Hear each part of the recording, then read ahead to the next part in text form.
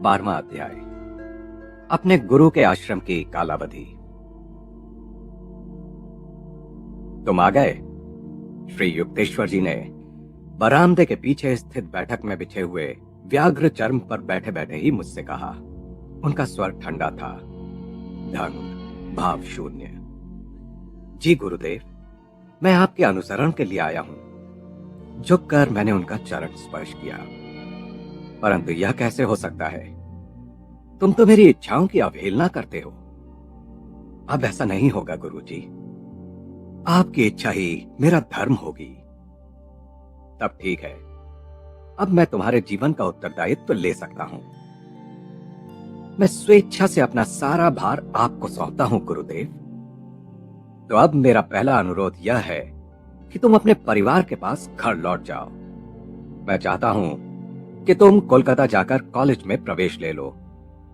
तुम्हारी आगे की पढ़ाई चलती रहनी चाहिए। ठीक है गुरुदेव। मैंने अपनी व्याकुलता को छिपा लिया। क्या ये जिद्दी पुस्तकें वर्षों तक मेरा पीछा नहीं छोड़ेंगी? पहले पिताजी, अब श्री युक्तेश्वर जी। किसी दिन तुम्हें पाश्चात्य जगत में जाना होगा। वहां के लोग भारत के प्राचीन ज्ञान के प्रति अधिक ग्रहणशील होंगे यदि अपरिचित हिंदू गुरु के पास विश्वविद्यालय की डिग्री होगी। आप बेहतर जानते हैं गुरुजी। मेरी उदासी छंट गई। पाश्चात्य जगत का उल्लेख मुझे कुछ उलझनकारी, अगोचर सा लगा। परंतु इस समय गुरुदेव को अपने आज्ञा पालन से प्रसन्न करने के अवसर का तत्काल उपयोग करना अत्यावश्यक था। तुम कोलकाता में पास ही रहोगे। जब भी तुम्हें समय मिले यहां आ जाना। संभव हुआ तो प्रतिदिन आऊंगा गुरुदेव। अपने जीवन के प्रत्येक पहलू पर मैं आपका अधिकार कृतज्ञतापूर्वक स्वीकार करता हूं, केवल एक शर्त पर। क्या? कि आप मुझे भागवत साक्षात्कार कराने का वचन दें। 1 घंटे तक वाग युद्ध चलता रहा। गुरु वचन मिथ्या नहीं हो सकता, वह सहज भी नहीं दिया जा सकता। इस वचन में निहित संभावनाएं हैं। इससे पहले कि एक गुरु ईश्वर को प्रकट होने के लिए बाध्य करे, उसका ईश्वर के साथ घनिष्ठ संबंध होना आवश्यक है।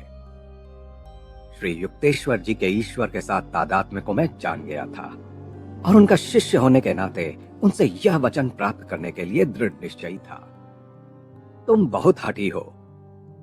इसके पश्चात करुणापूर्ण निर्णायकता के साथ गुरुदेव की सहमति गूंज उठी। तुम्हारी इच्छा ही मेरी इच्छा हो। मेरे हृदय से जीवन व्यापी पर्दा हट गया। इधर उधर अनिश्चित खोज का अब अंत हो गया। मुझे सद्गुरु के चरणों में चिरंतन आश्रय मिल गया था। आओ, मैं तुम्हें आश्रम दिखाता हूं। गुरुदेव अपने व्याघ्र चर्म के आसन से उठे। इधर उधर दृष्टिपात करते मैंने दीवार पर टंगी एक तस्वीर देखी जिसे चमेली का हार पहनाया हुआ था। लाहिड़ी महाशय, मैंने साश्चर्य कहा। हां, मेरे ईश्वर तुल्य गुरु। श्री युक्तेश्वर जी का स्वर आदर से कंपित था। वे एक मनुष्य के रूप में और एक योगी के रूप में भी उन सब गुरुओं से कहीं महान थे जिनका जीवन मेरे अन्वेषण की परिसीमा में आया। उस सुपरिचित तस्वीर को मैंने मौन प्रणाम किया। मेरी आत्मा की भक्ति उस लोकोत्तर गुरु के लिए बह निकली जिन्होंने मेरे शैशव काल को अपने आशीर्वाद से धन्य करते हुए इस क्षण तक मेरा मार्गदर्शन किया। गुरुदेव के पीछे पीछे मैं उस घर और सारे प्रांगण में घूमा। भारी भरकम खंभों से युक्त उस विशाल और पुराने आश्रम के बीच में एक आंगन था। बाहर की दीवारों पर काई जम गई थी।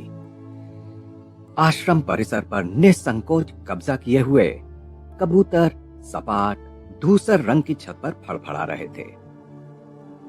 आश्रम के पिछवाड़े में एक बगीचा था जिसे कटहल, आम और केले के पेड़ों ने सुहावना बनाया हुआ था। इस 2 मंजिला भवन के ऊपर के कमरों के कटघरेदार बरामदे बीच में स्थित आंगन को 3 ओर से घेरे थे। नीचे के तल्ले पर एक प्रशस्त हॉल था जिसकी ऊंची छत खंभों पर टिकी हुई थी। गुरुदेव ने बताया कि इस कमरे का उपयोग मुख्यतः वार्षिक दुर्गा पूजा उत्सव के लिए होता था। श्री युक्तेश्वर जी के बैठक कक्ष में जाने के लिए एक संकरी सीढ़ी थी। इस कक्ष की छोटी सी बालकनी से सड़क दिखती थी। आश्रम में साज सामान साधारण ही था। हर चीज अत्यंत सादी, स्वच्छ और उपयोगी थी। कई पाश्चात्य पद्धति की कुर्सियां, बेंच और मेजें भी दिखाई दे रही थीं। गुरुदेव ने मुझे रात को वहीं रहने के लिए निमंत्रित किया। आश्रम में शिक्षा ग्रहण कर रहे दो लड़कों ने रात को भोजन के लिए रसेदार सब्जी परोसी। गुरुजी, कृपया अपने जीवन के विषय में कुछ बताइए। मैं उनके व्याघ्र चर्म के पास एक चटाई पर बैठा था। बरामदे के बाहर दिखाई पड़ने वाले मैत्रीपूर्ण तारे अत्यंत समीप लग रहे थे। मेरा पारिवारिक नाम प्रियनाथ कड़ार था। मेरा जन्म यहीं श्रीरामपुर में हुआ था, जहां मेरे पिताजी एक धनवान व्यापारी थे। वे ही यह पैतृक मकान छोड़ गए जो अब मेरा आश्रम है। मेरी स्कूली पढ़ाई बहुत कम हुई। मुझे वह धीमी और उथली प्रतीत होती थी। युवावस्था के आरंभ में मैंने गृहस्थ धर्म का उत्तरदायित्व स्वीकार कर लिया और मेरी एक बेटी है जिसका विवाह हो चुका है। मेरा प्रौढ़ जीवन लाहिड़ी महाशय के मार्गदर्शन से धन्य हुआ। पत्नी की मृत्यु के पश्चात मैंने स्वामी परंपरा के अंतर्गत संन्यास ग्रहण कर लिया और मुझे नया नाम मिला श्री युक्तेश्वर। यही सरल मेरा वृत्तांत है। मेरे उत्सुक चेहरे को देखकर गुरुदेव मुस्कुराए।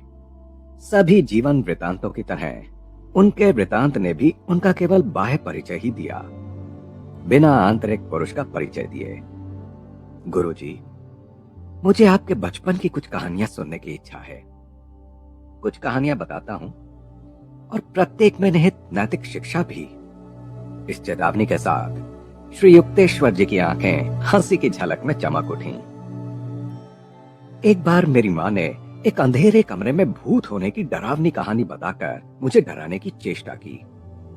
मैं तुरंत वहां गया और भूत को ना पाकर निराशा प्रकट की। उसके बाद मां ने मुझे कभी कोई डरावनी कहानी नहीं सुनाई। नैतिक शिक्षा, भय का सामना करो, तब वह तुम्हें सताना बंद कर देगा। बचपन की एक अन्य स्मृति है। एक पड़ोसी के भद्दे कुत्ते की मेरी चाह की। उस कुत्ते को पाने के लिए मैंने कई सप्ताह तक सारे घर को सिर पर उठा रखा था। उससे कहीं अधिक सुंदर अनेक कुत्तों के सारे प्रस्ताव जैसे मेरे कानों तक पहुंच ही नहीं पाते थे। नैतिक शिक्षा, मोह अंधा बना देता है। वह इच्छित वस्तु के चारों ओर आकर्षण के काल्पनिक माया जाल की रचना कर देता है। तीसरी कहानी किशोर मन की सुकुमारता से संबंधित है। मैं अपनी मां को कभी कभी यह कहते सुनता था कि जो मनुष्य किसी और के मातहत नौकरी स्वीकार कर लेता है वह दास है। यह धारणा मेरे मन में इतनी पक्की बैठ गई कि मैंने विवाह के उपरांत भी सारी नौकरियां ठुकरा दी। अपनी पैतृक संपत्ति को भूमि के व्यवसाय में लगाकर मैंने अपनी आजीविका चलाई। नैतिक शिक्षा, केवल अच्छी और सकारात्मक शिक्षाएं ही बच्चों के मन में जानी चाहिए। उनकी प्रारंभिक धारणाएं दीर्घकाल तक सुस्पष्ट बनी रहती हैं। गुरुदेव प्रशांत मौन में डूब गए। मध्य रात्रि के आसपास उन्होंने मुझे एक संकरी खाट सोने के लिए दी। अपने गुरु के आश्रम की छत के नीचे उस पहली रात नींद खूब गाढ़ी और मधुर थी। श्री युक्तेश्वर जी ने दूसरे दिन प्रातःकाल ही मुझे क्रिया योग की दीक्षा देने का निश्चय किया। इस प्रविधि की दीक्षा मुझे पहले ही लाहिड़ी महाशय के 2 शिष्यों से मिल चुकी थी, पिताजी और मेरे शिक्षक स्वामी केवलानंद जी। परंतु गुरुदेव के पास रूपांतर करने की शक्ति थी। उनके स्पर्श मात्र से एक प्रचंड ज्योति मेरे संपूर्ण अस्तित्व पर छा गई, मानो करोड़ों सूर्य एक साथ उद्दीप्त हो उठे हों। एक अवर्णनीय आनंद की बाढ़ ने मेरे हृदय को अंतरतम कोने तक अभिभूत कर दिया। उसके दूसरे दिन लगभग सायंकाल हो चला था जब मैं आश्रम से जाने के लिए तैयार हो पाया। तुम 30 दिन में लौट जाओगे। जब मैंने कोलकाता के अपने घर के द्वार में प्रवेश किया तो गुरुदेव की भविष्यवाणी भी मेरे साथ थी। उड़ते पक्षी के पुनरागमन के बारे में कोई भी व्यंग्य बाण जिसका मुझे डर था, मेरे किसी संबंधी ने नहीं चलाया। मैं अपनी छोटी सी अटारी में गया और उस पर प्रेम भरी दृष्टि दौड़ाई, मानो उसका कोई जीवंत अस्तित्व हो। तुम मेरे ध्यान की साक्षी हो और मेरी साधना के अश्रुपात और आंधी तूफानों की भी। अब मैं अपने दिव्य गुरु के आश्रम में पहुंच गया हूं।